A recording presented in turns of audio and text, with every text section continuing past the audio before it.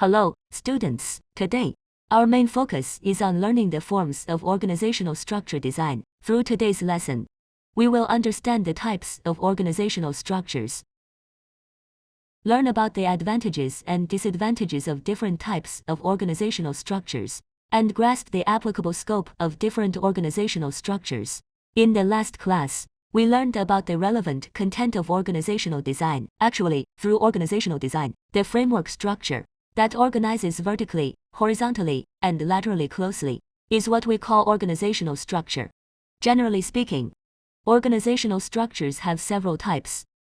The first one is the organizational line structure. The line structure, also known as the single-line organizational structure, is the earliest and simplest type of organizational structure. Line refers to the flow of authority from the top to the bottom of the organization. This structure is generally suitable for small-scale enterprises with relatively simple production technology. It is not suitable for enterprises with complex production technology and complex management operations. Now, let's discuss its characteristics. First, each supervisor has direct authority over their immediate subordinates. Second, each individual reports only to the same immediate superior. The third characteristic is that supervisors have absolute or complete authority within their jurisdiction. The second type is the functional structure. We call it the functional structure. In this structure, several functional departments are established within the organization. Moreover, these functional departments are empowered to issue commands within their respective areas of expertise to their subordinates. In other words, our grassroots organizations must accept the leadership of various functional departments. Now, regarding this functional structure, its advantages lie in the full utilization of professional management functions. As for its disadvantages, it undermines the principle of unified command in terms of its applicability. In fact, what we usually call the functional structure doesn't have a clear-cut applicability in practical work. In fact, it doesn't exist as a purely functional organizational structure. The third type of organizational structure is called the matrix organizational structure. What is this? It means that within the organization, we establish both a vertical line command system and a horizontal functional management system. In fact, it combines the first type, the direct functional structure, with the functional structure.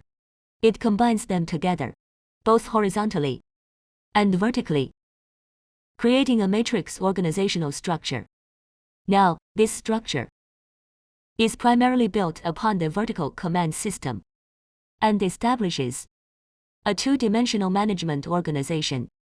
So, what are its advantages or characteristics? The direct functional structure is established upon the basis of both the direct line and functional structures. Secondly, the direct line departments bear the direct responsibility for achieving organizational goals and have command authority over subordinates. Functional departments only serve as advisors and assistants to the higher direct line management. These are some of its key characteristics. One of its advantages lies in the fact that within this structure, that combines both horizontal and vertical elements, it can ensure unified command within the organization, while also strengthening the specialization of organizational management.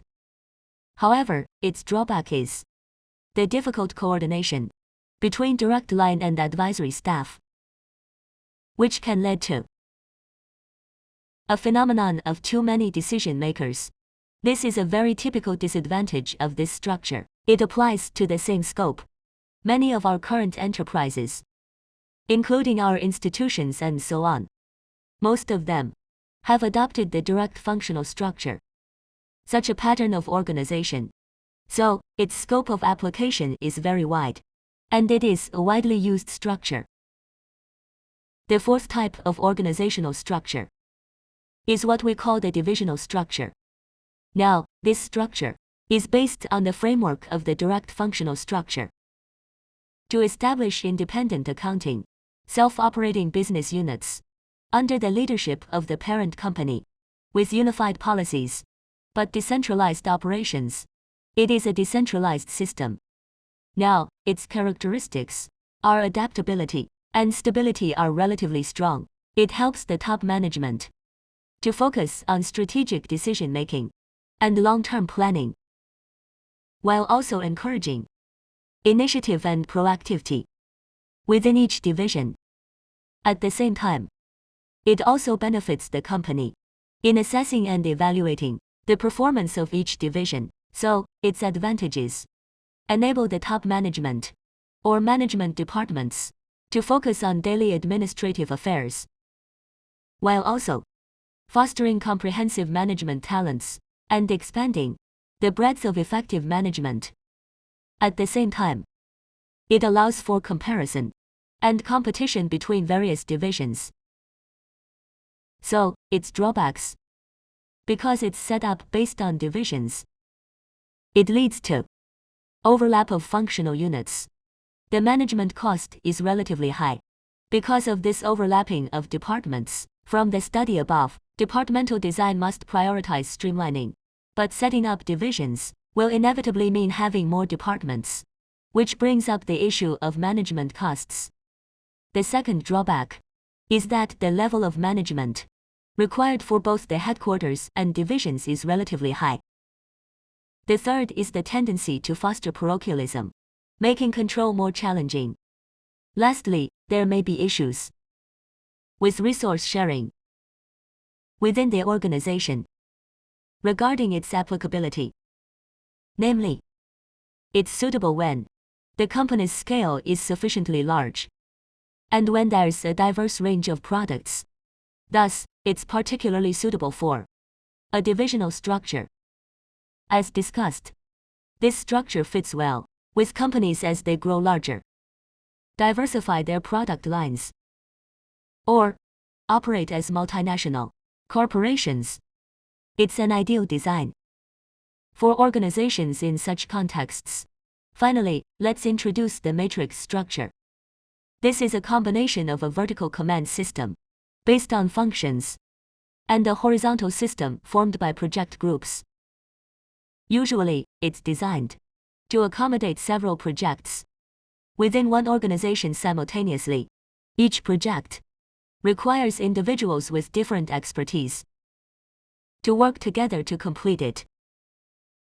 This structure meets the specific requirements of certain projects. It's formed to address the particular needs of certain projects. One of its advantages is its ability to strengthen our horizontal connections, ensuring full utilization of specialized equipment and personnel. At the same time, it offers considerable flexibility in completing phased tasks and is designed for project-based work.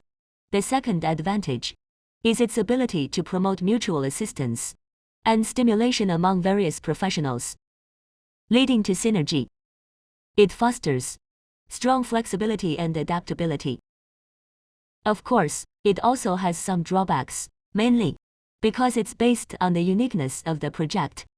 It's set up accordingly, so it embodies a temporary organization, which can easily give the project team a sense of short-term behavior. Secondly, because the members belong to a certain organization, due to its temporary nature, accepting such a project task and being grouped together, it leads to these members having dual leadership characteristics. This can lead to some irreconcilable conflicts in the course of work. Lastly, another drawback is that it undermines the principle of unified command.